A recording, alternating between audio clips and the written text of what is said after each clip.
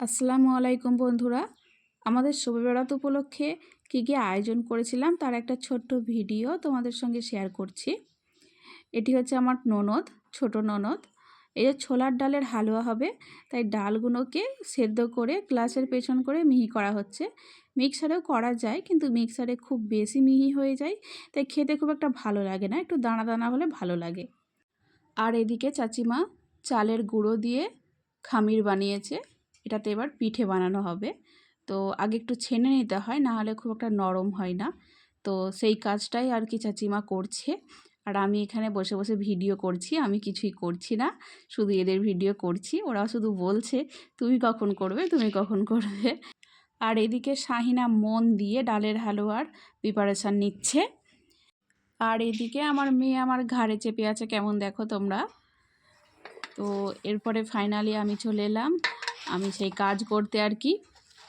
তো সবাই বলছিল শুধু কাজ করছে না, ভাবি কাজ করছে না, তাই আমি আটাগুলো ছানতে বসে গেলাম। আর এদিকে আমার শাশুড়ি মা, উনি এই জল্লিশটা বানাচ্ছে, রুটি হবে। মা খুব সুন্দর রুটি করতে পারে, তো আমি খুব একটা ভালো পারি না, তাই আমি এই যেই জিনিসটা পারি সেটাই করছি আর কি। আর হ্যাঁ, তুমি কি করছো? তুমি রুটি বানাচ্ছ? তোমার রুটি কই? রুটি নাই? এনো কর রুটি। বড় করে দেব খুঁড়ি। আমি বড় হচ্ছে না? না, আমি অনেক বড় করব। তুমি জাদু মন্ত্র করে বড় হয়ে যাবে। জাদু মন্ত্র। আর হ্যাঁ, তোমার পিঠেটা বড় হয়ে গেল, ম্যাজিক করে বড় করে দিলে। বাহ। সব কাজ করার আগে মেয়েকে তো আগে একটু চান্স দিতেই হয়, আর একটু দেওয়া হয়েছিল। এবার দেখুন কি পরিমাণে ডিস্টার্বটা করে।